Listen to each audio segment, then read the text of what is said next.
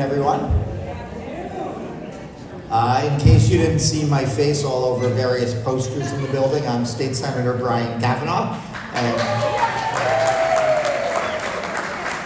I'm very happy to welcome you to our 27th Senate District Community Convention.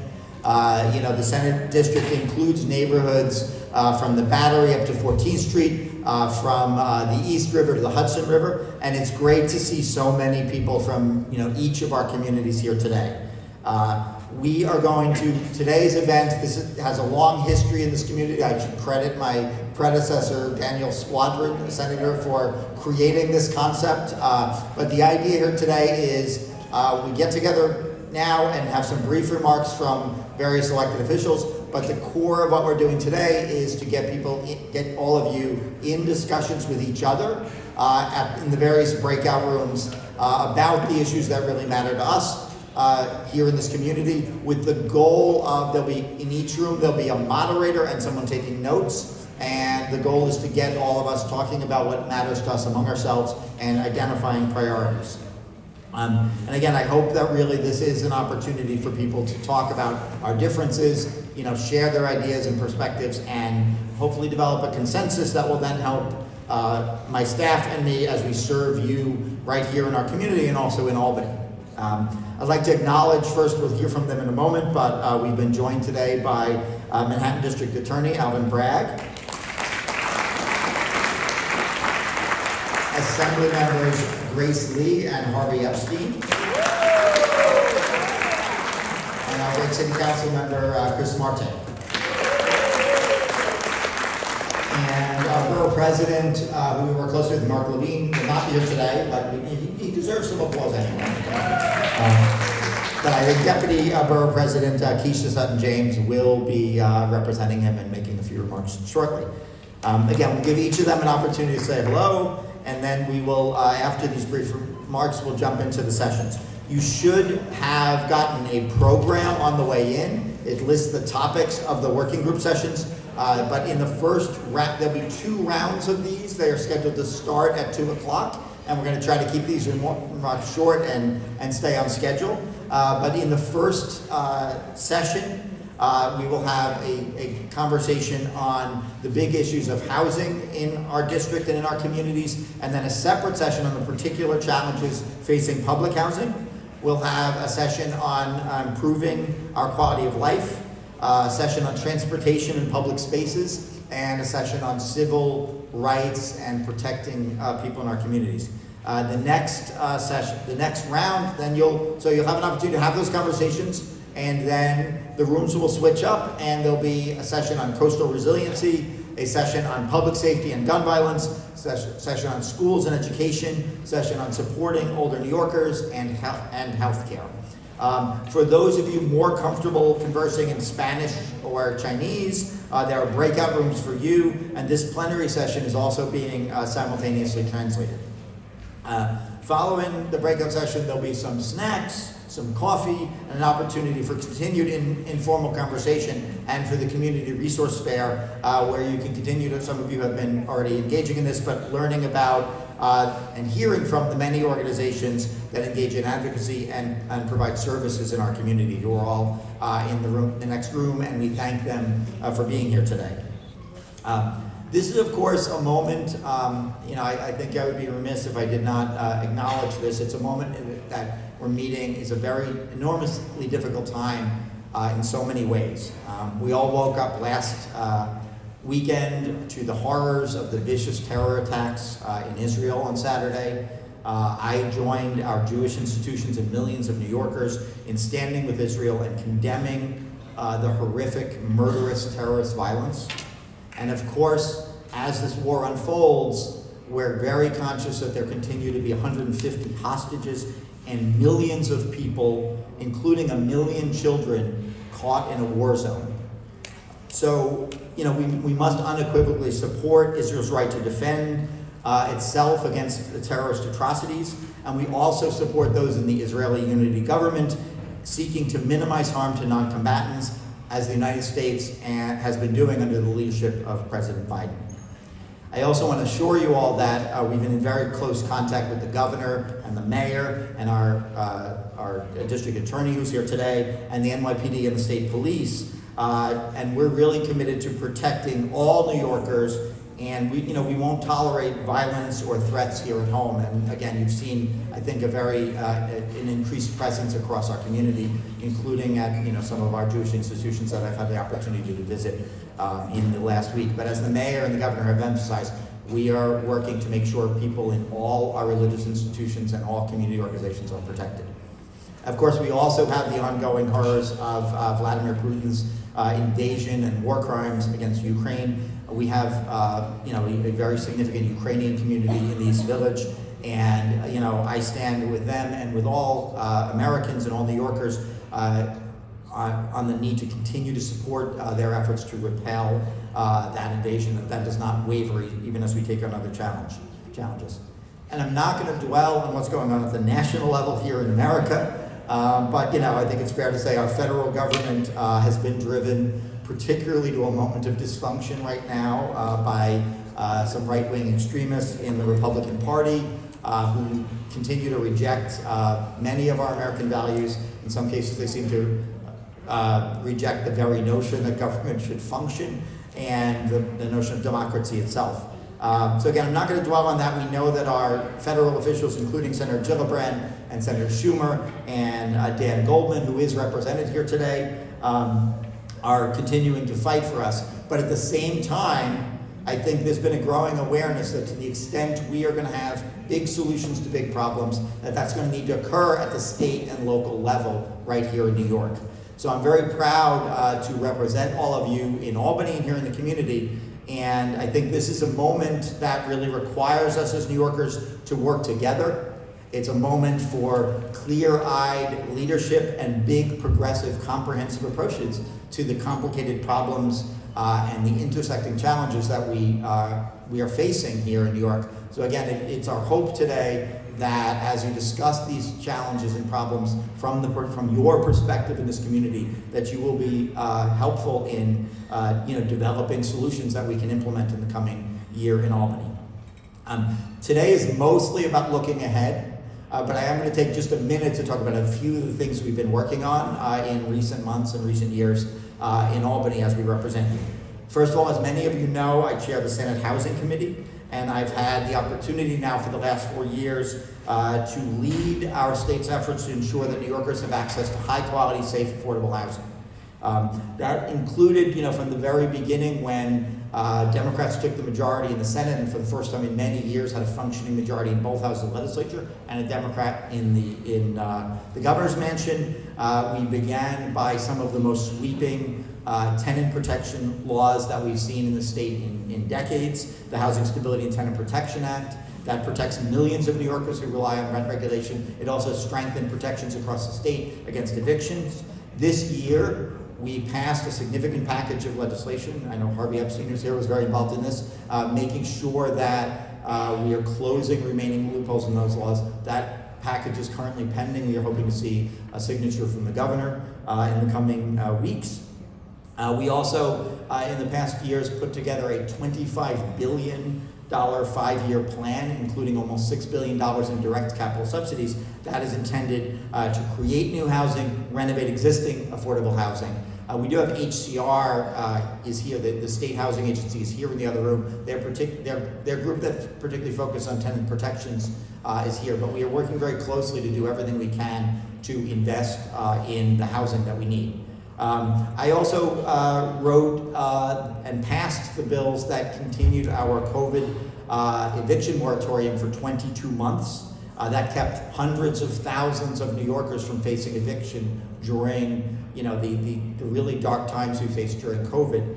At the same time, we knew that the rent needed to be paid, not just left hanging there while people were not evicted. So New York had a $4 billion emergency rental assistance program. I was among the first to advocate for that, wrote some of the initial legislation, and we made sure that that program, first of all, has been adequately funded, and also that it contained within it tenant protections that were stronger than what we saw at the federal level. This year, we took the last big step, and I want to particularly credit Grace Lee, who in her very first session championed this message.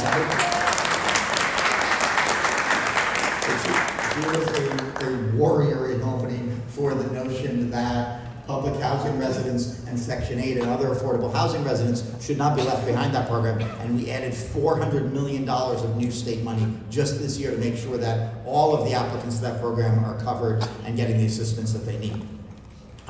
We also advocated hundreds of millions of dollars in capital funding to improve conditions in public housing. We have a room to talk about, among other things, how inadequate that is. We really have huge challenges. And so we know we need to continue to fight for solutions to public housing, but we have been proud to put, very substantial amounts of state money behind that cause. In my time as housing chair, we've dramatically increased state support for legal representation and other services for people facing eviction, people facing foreclosure. We enacted laws in the last couple of years. We again had to pass another law to give effect to this, but to ensure that SCREE and DREE, the programs that freeze the rents of households headed by seniors and people with disabilities, can have their rent frozen. And we expanded that specifically to ensure that includes residents of Battery Park City and former Mitchell-Lamas like IPN. And that is being rolled out now. And of course, there are several people in this room who are very familiar with this one, but we have been negotiating now for about 2 years with the governor's office, state agencies, local elected officials, the community board, and community advocates to secure greater levels of affordability for the 80-story tower that's going to be built at 5 World Trade Center. In July, we struck a deal. The governor came to our community to announce this. And that will basically make that development one of the largest additions of affordable housing in Lower Manhattan we've seen in a very long time. Fully 1/3 of that building will be affordable, 400 units, including many units that are deeply affordable to people making 40% of the median income in our community. And we managed to get a preference for people who are 9/11 survivors. 20% of all the affordable units at all of the income levels will be available to 9/11 survivors.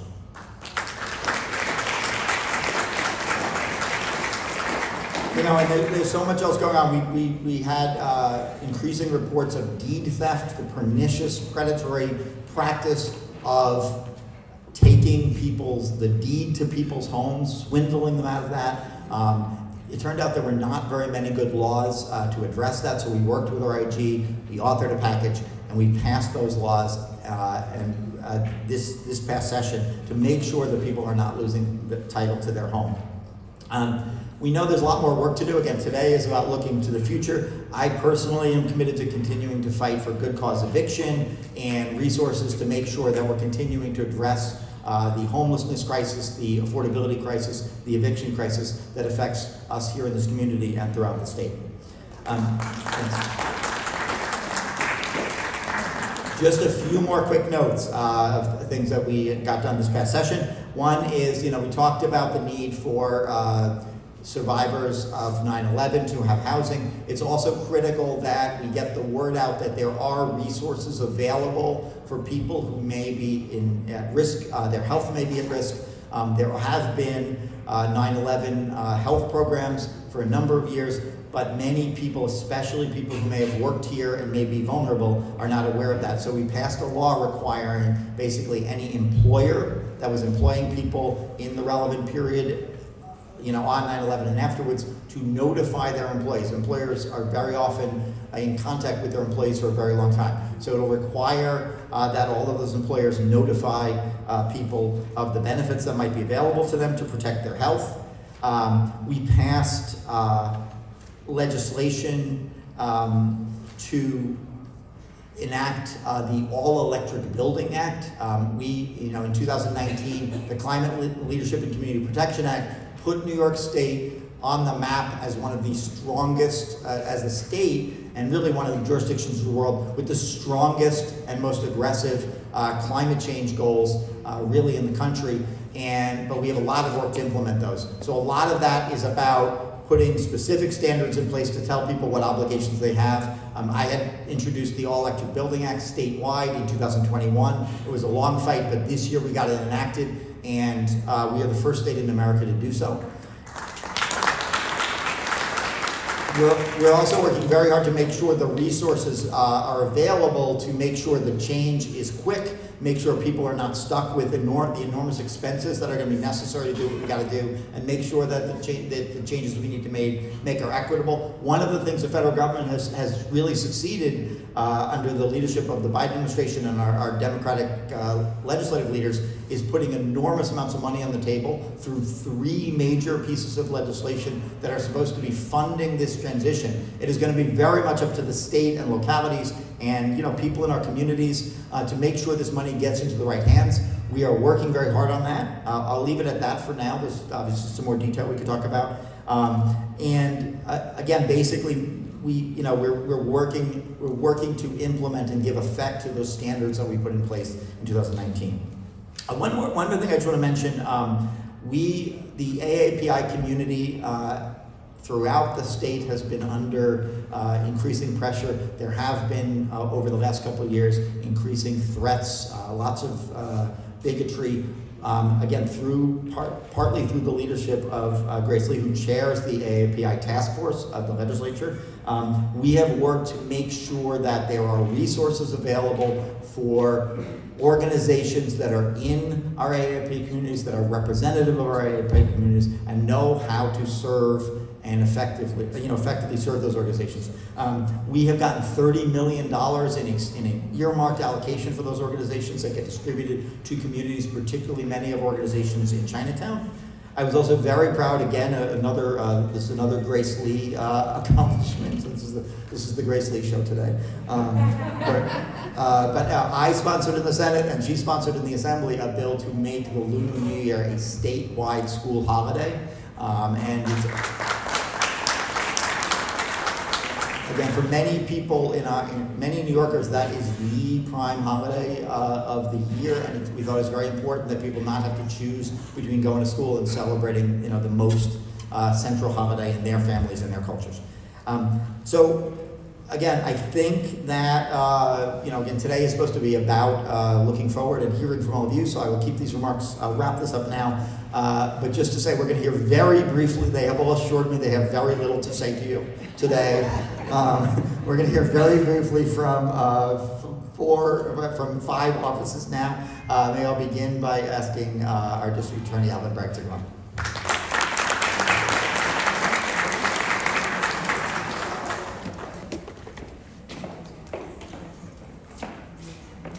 All right, our great senator said brief, so I'm going to try to stick to that and maybe just hit highlights that could come up in conversations so you know what we're doing. First, I want to thank the senator for all of his leadership on affordable housing. It really is a public safety issue. I was saying earlier, if we get affordable housing right, everything will flow from that. So quickly, what we're working on in the DA's office, violent crime, guns is our top priority, particularly ghost guns. Thank you for your help on that. Shootings and homicides are down, but we have still a ways to go, so we're doing a lot of targeted prosecutions there. Also, a number of preventative measures with community supports, including right here in this neighborhood. We're working hard on hate crimes. We got $1.7 million from the City Council, so thank you to Chris Marte and his colleagues. Yes, have expanded. Literally, AAPI leaders came and said, "You do not speak our language. How can we help?" And that was true. So we now have Cantonese and Mandarin capabilities with our investigators and our outreach components. We've restructured our sex crimes, domestic violence, and more we can say on that later, but really focusing on our survivors. In terms of property crimes, I know the cannabis shops are everywhere. You should know that we are taking enforcement steps. We prosecuted someone just 2 weeks ago who owns 13 shops. We're not going to stand for the illegal shops that are undercutting the great social equity mechanisms that our legislature put in place. And then on shoplifting, I will say we have something that just, and I'll end on this, Senator. Something that we're rolling out where we're going to have in our courtrooms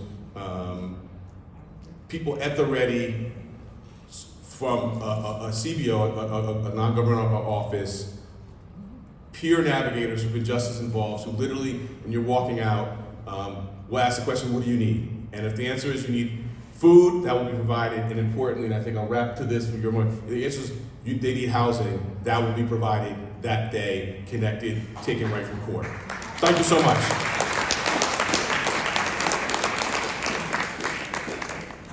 And I think all of my elected colleagues got here before I did, but I'm gonna bring them up in the order I spotted them anyway. So next up we'll have Assemblymember Grace Lee.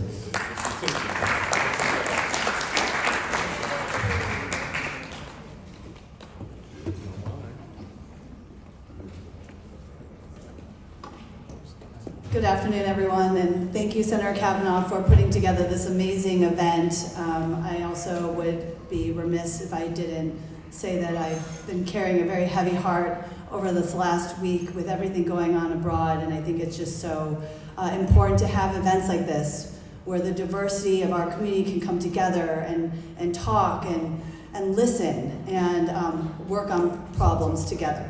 So thank you again, Senator Kavanagh, for putting this together. Senator Kavanagh talked a lot about some achievements that we had this year in the state, historic achievements. And I have to say that we could not have done this without Senator Kavanagh's leadership. He was my partner in the Senate, getting ERAP done, $390 million for public housing, subsidized housing residents. My colleagues said to me when I first proposed the idea, good politics, but you're never gonna get it done. And it was a homely housing policy that made it through the budget. And Senator Kavanagh coached me through this whole process. They don't give you a handbook. When you get to the assembly, you coach me through it to figure out ways that we could work together to try and push that policy forward. Assemblymember Epstein also was immensely helpful in pushing this policy through. So thank you to both of them. And then also with the Lunar New Year bill, we're the first state in the country to recognize Lunar New Year as a statewide holiday. This is so impactful to so many people in the Asian American community. And Senator Kavanagh stepped up to become the sponsor in the Senate. And I said, you can be the Senate sponsor, but we're gonna get it done this year. So get ready. And so this was one of the last bills to pass through the Senate before session adjourned. And I thank Senator Kavanagh so much for his support and his steadfastness in supporting the Asian American community. So that's all I have, but thank you very much.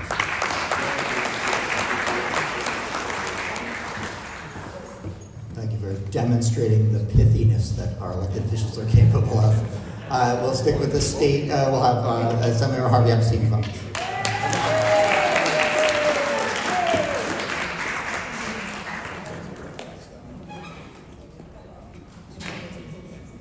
How we doing out there?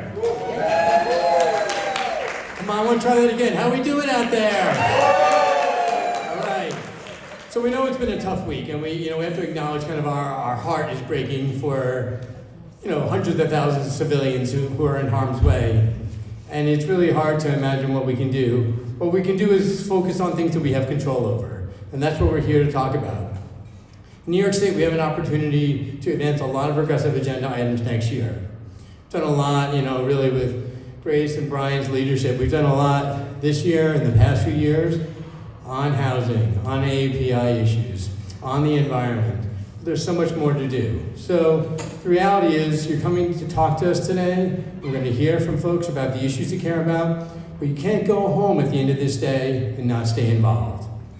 We're going to have hearings. We're going to have projects. We're going to go back to Albany in January. We're going to need you every step of the way to stay involved. Because if we're going to make a difference for the people we care about, if we're going to build affordable housing throughout the state, if we're going to ensure that we get ADUs in every community, if we're going to advance environmental justice, if we're going to talk about the things that people don't want to talk about, it requires all of us to do it together. That's why you're here, and that's why we need you to continue staying with us as we go forward. Thank you. Enjoy the time today.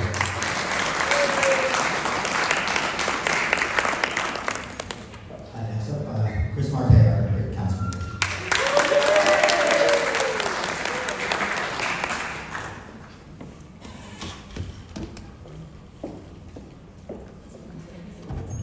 Let's give it up to our State Senator Brian Kavanagh.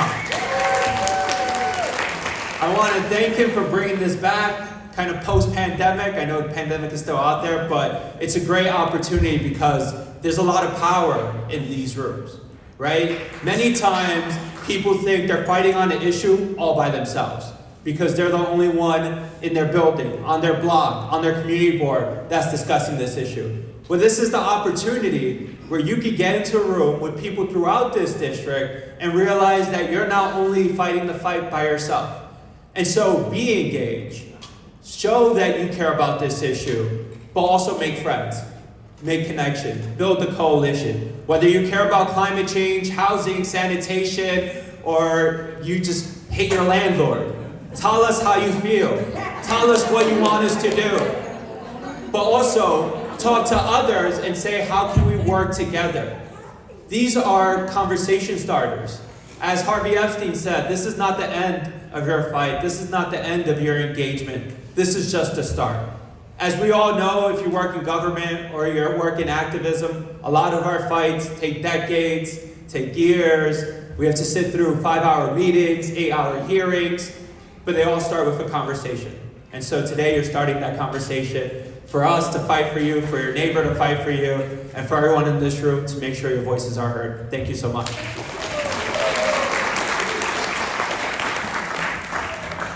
The last of the speakers before we dispatch you, Deputy Borough President Casey Sutton James.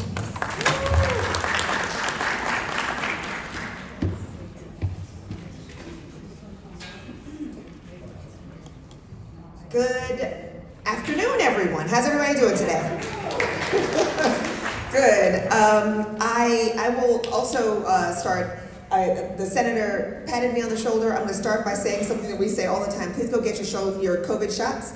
I just got mine. We are really pushing people to get your COVID vaccines. And we are actually doing, I think this week, we have one in this district. They didn't put in my talking points, but we have one COVID giveaway in this district. So I will circle back and find out which one that is. It just hit me. We're doing COVID giveaways. I know many of the electeds are as well. Please get your COVID tests, and get your COVID vaccines. That's one. Two, affordable housing. Many of the electeds have talked about it. The borough presidents, it is the most central topic, frankly, for most people and for most electeds. Borough president who could not be here today, he's on his way back from a pre-planned trip to Germany, where he happened to be exploring a number of different Jewish sites. There's a whole contingent of New York electeds that are on this trip, and he's on his way back. But our office released a plan called Housing New York City, Housing Manhattan, that I really implore you to take a look at. Our office went out and identified sites throughout New York City, throughout Manhattan, that could actually be built upon. And in CBs 1, 2, and 3, there's only been 2,000 units of affordable housing that have been built since 2015. We identified, for obvious reasons, more than 15 sites in Lower Manhattan where more than 1,800 units could be built, almost 100% of which could be affordable. So I really encourage you to check out the report on our website. Because we're working with community boards and electeds to determine which ones can actually be lifted up and pushed forward. I wanted to point out some of the work that we're doing in the public safety space in partnership with the DA. Well, one of the things that he didn't mention is one of my favorite things that he's doing is the tenant protection unit that his office stood up for the first time. Yes. That protects tenants from being pushed out by landlords, by being harassed by landlords. We see cases like this all over the city, where landlords either will not do the work that they are supposed to do, or they do things like remove staircases, or keep the front door unlocked so that people feel unsafe in their buildings. And so his office has stood up this tenant protection unit that has been working to fight that kind of treatment, but also working with him we've been working with him to create certain hubs with the navigators that he touched upon. With the community navigators that will be in the community in certain neighborhoods that will help be the first point of contact for people who need whatever services they might be, mental health services, housing, et cetera, et cetera. I wanted to touch upon a couple of, I'm going to be really quick, I'm trying to be quick. There's so many things to say. But on seaport revitalization, I've got to say this because it just happened a couple of weeks ago where the borough president called for the FDR below the Brooklyn Bridge to be demolished and for it to be reimagined in kind of in the vision of the West Side. As we all know, the old West Side had an elevated, came down, and now we have, and the vision for the East Side would be obviously these lush gardens, connecting communities to the waterfront, multi-use lanes, open plazas, really, if you go to the West Side and see how gorgeous that is, envisioning something like that for the East Side below the Brooklyn Bridge, and the best part about it is the federal programming, reconnecting communities can cover much of the cost. So we're really pushing and hoping that the community will support us on that as well. There's more work around, taking down sheds. We released the shed program, and fortunately, Department of Buildings has changed some of their regulations and followed some of the recommendations that we've offered. And then finally, we have proposed, no one ever wants another government agency. We all get that. We don't need more bureaucracy. But around coastal resiliency, there are 11 agencies that cover different aspects of coastal resiliency. And what happens is one will say, we don't do that, the other one does. We don't do that, the other one does. And there's a gap of accountability around coastal resiliency issues. And so we're calling for there to be a new agency that would cover coastal resiliency so that all of this could be housed in one place, and then and all of the projects, yay, thank you, and all of the projects and recommendations that are needed will be housed in one place, and it will remove some of those gaps and push the projects forward. So that was it. I'm sorry I was so long, but thank you for your patience with me. That was a good warm-up for the session on resiliency that'll be going on.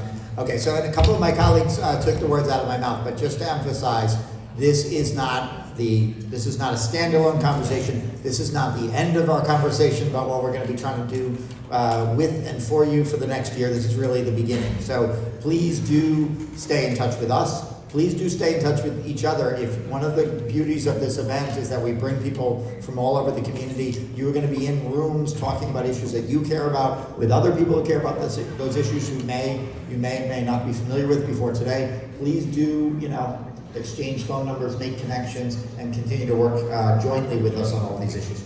So with that said, it is now 2:15. The schedule called for session 1 to be from 2 to 3, and session